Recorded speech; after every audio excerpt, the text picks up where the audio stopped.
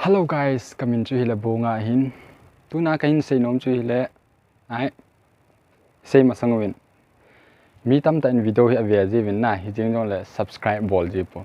Tuni wang subscribe him bol ten le bo kahin play de. Ja noi langa asan khu na hin me de. Okay. Tu a hi kahin say nom chu hile subscriber iti height ki bo lem na ti hi kahin say de hin. Is it on video here a top channel hin vet pi ki tim ni wa kan say kin here. Okay, direct point in chiutin ki holang to I go in I oyong phacha ki ja thailo mai the na ni he thim diu.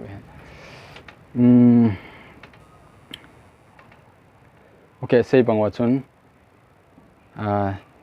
net internet ele chroma chi ki diu hin. Chroma chi jo tin leo if bol diu ham ti le YouTube stars kit diu.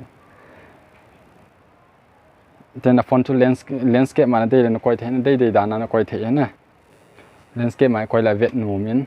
Ta chu YouTube na search jo ting le page sung kyong kin a page sunga chu achung lang botona hu aning langa hum ve la chun na YouTube channel na profile din. Na profile a chu na click ding. Na click chai ting le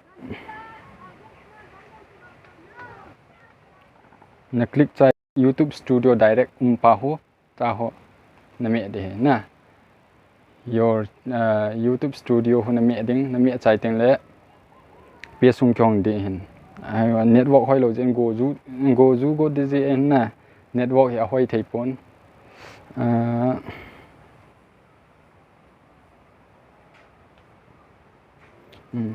ahun kyon teng le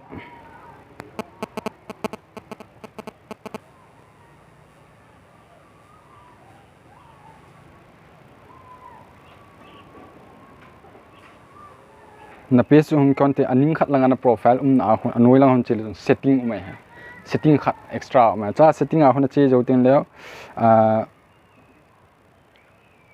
channel kiti na channel point hin general min upload difficulty channel hin channel ana I khat ding che jo ten le point hum kiten basic information i ma cha point tu a cho basic information hi lowa advanced setting ti a na cha hi lut diu chi advanced setting a hi anoi langa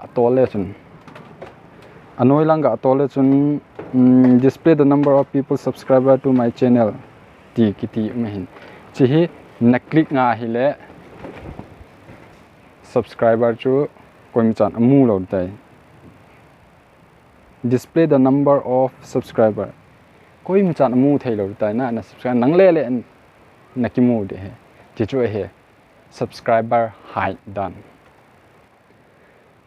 Here chun na dei leo nin comment dio ip lang ni het no mam na ti he ni het comments an hin sei the he ten la ken video ka hin bol ke de na next video ten la chun itham YouTube ma ko na hi YouTube subscriber a ko na izat ip ki mu amti ka hin sei ke de he je chun do like subscribe my channel for more video. Okay, thank you.